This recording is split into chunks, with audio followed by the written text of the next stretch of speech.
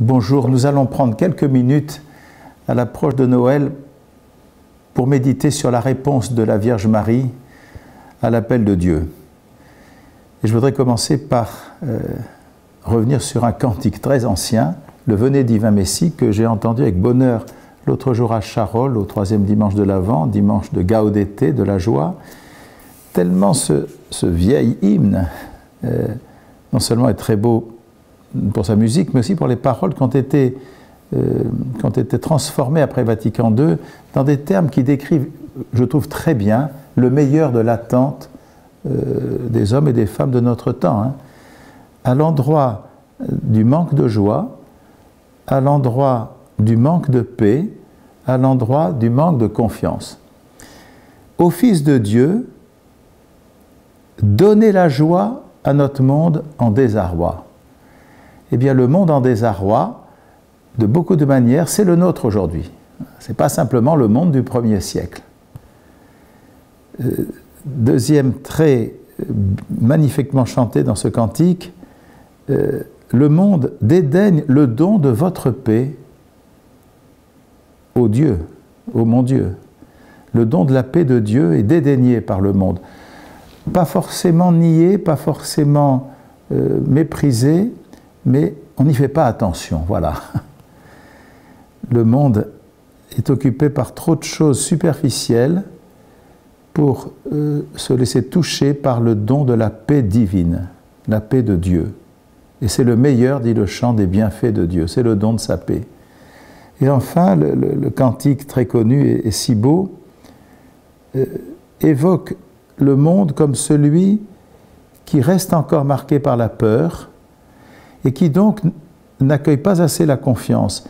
Et la très belle expression poétique du cantique, c'est « Que votre grâce, ô Dieu Sauveur, dissipe en nous la nuit, dissipe en nous la peur. » C'est dans ce contexte que j'aime à relire un moment le récit de l'Annonciation et en particulier de méditer un moment sur trois aspects de l'attitude magnifique de Marie.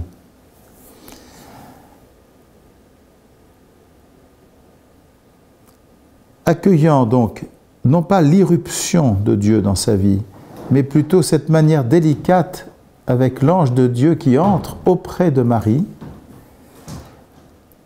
L'ange entra auprès d'elle et lui dit « Sois joyeuse, toi qui as la faveur de Dieu, le Seigneur est avec toi. » À ces mots, dit le texte de saint Luc, elle fut très troublée et elle se demandait ce que pouvait signifier cette salutation.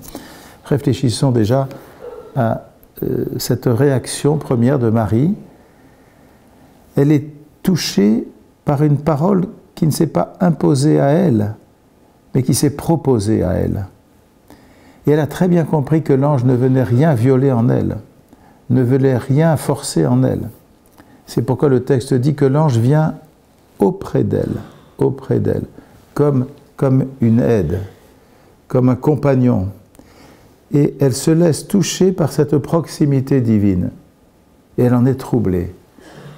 Et du coup, au lieu de se laisser complètement impressionner, de rester sans mots, elle garde toute sa raison, tout son esprit, son intelligence, et elle se questionne. Elle entre en réflexion, si vous voulez. Elle entre en réflexion. Et elle réfléchit à la signification de cette parole. C'est son intérieur qui se confronte à la parole. Et comme ce serait beau que nous soyons sensibles toujours à cette présence discrète du Christ, à sa parole, redite de tant de manières, bien sûr dans la liturgie, bien sûr dans la prière, mais aussi dans les humbles occupations de tous les jours, dans les humbles rencontres, y compris dans les crises. Voilà. Qu'avec Marie, nous puissions non seulement nous laisser profondément bouleverser par la proximité divine, mais aussi garder, ou plus exactement déployer en nous la réflexion. Ne pas être des hommes ou des femmes d'un instant.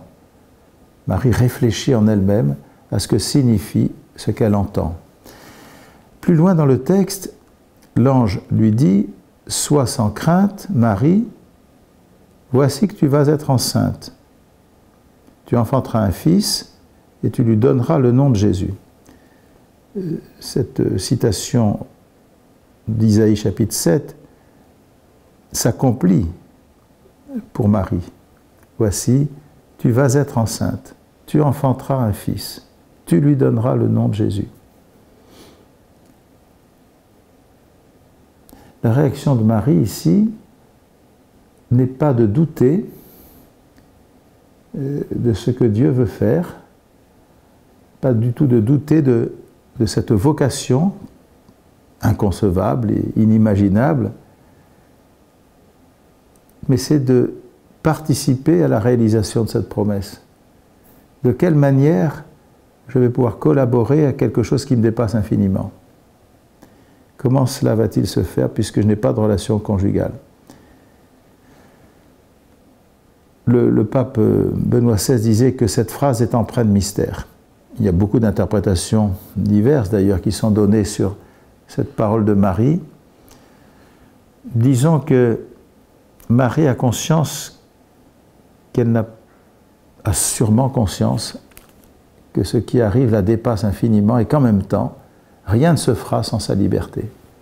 Rien ne se fera sans sa participation libre. Et je crois que c'est très important pour nous toujours.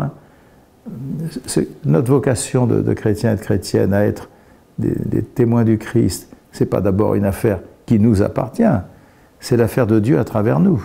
Et pourtant, rien ne se fera sans nous.